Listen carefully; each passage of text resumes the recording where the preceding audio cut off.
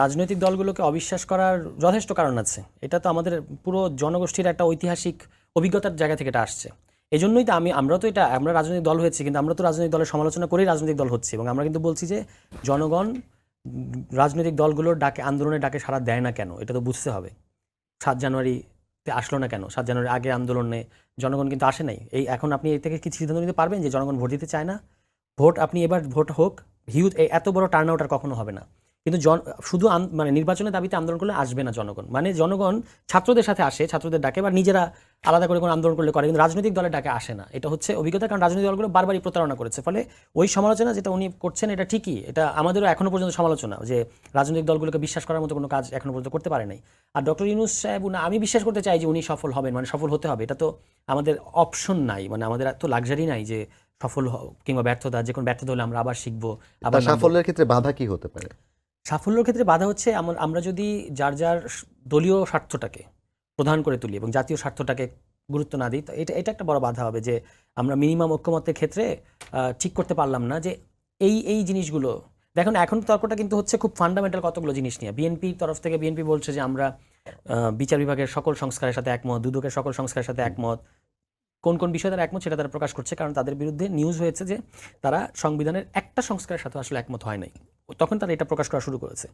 এই সংবিধান প্রশ্নটাই দাঁড়াবে আমি মনে করি সবচেয়ে ফান্ডামেন্টাল প্রশ্ন, যেখানে রাজনৈতিক দলগুলোকে এক জায়গায় আসতে হবে, এবং এখানে আবার অনেকগুলো হিসাব আছে।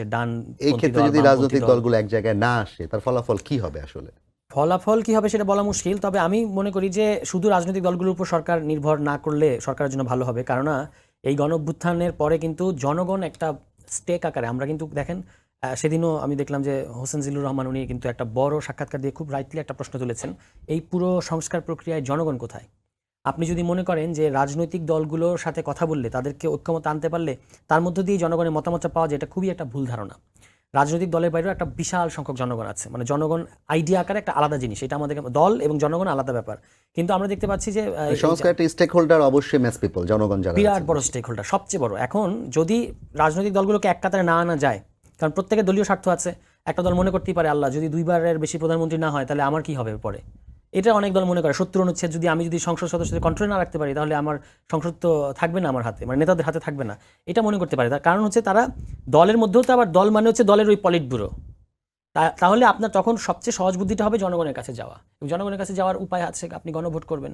গণভোট করে বলবেন যে ধরুন এখন বিএনপি বলছে যে এই সংবিধান, জনগণ এই সংবিধান পরিবর্তন করতে চায় না। তা আপনি তাহলে জিজ্ঞেস করেন জনগণকে, আপনি কি এই সংবিধান পরিবর্তন করতে চান নাকি চান না? সোজা প্রশ্ন। এরকম অনেকগুলো প্রশ্নে চাইলে গণভোট করা যায়। বাংলাদেশে গণভোট তো ইভেন জিয়াউর রহমানের আমলে গণভোট হয়েছে। তো বিএনপির তো গণভোটকে স্বাগত জানানো হচ্ছে, এবং গণভোট কিন্তু গণতন্ত্র পরীক্ষা করার একটা খুব ভালো অপশন। আমি বলছি এটা আপনাকে এখনই যেতে হবে। যদি শেষ পর্যন্ত একেবারেই বিপরীত মেরুতে থাকে রাজনৈতিক দলগুলো, আমি অবশ্য মনে করি যে কাজগুলো স্লোলি হলেও আগাচ্ছে তো রাজনৈতিক দলগুলো। আর একটা জিনিস মনে রাখতে হবে যে আজকে না গতকালকে এবি পার্টির সাথে বসেছিল জাতীয় ঐক্যমত্য কমিশন। এই মাসের মধ্যে তারা বলেছে যে প্রথম দফায় বৈঠক শেষ করবে সকল রাজনৈতিক দলের সাথে। এই বৈঠকগুলোতেই কিন্তু সকল কিছু ফয়সলা হবে না, অনেকগুলো জিনিস আসলে ইনফর্মালি হবে। ইনফর্মাল বসাবসির মধ্যে দিয়ে অনেকগুলো জিনিসে ঐক্যমত আসবে। যেমন গতকালকে এবি পার্টি কিন্তু গিয়ে বলে আসলো তাদের অনেকগুলো রিজার্ভেশন তারা সরিয়ে নিয়েছে।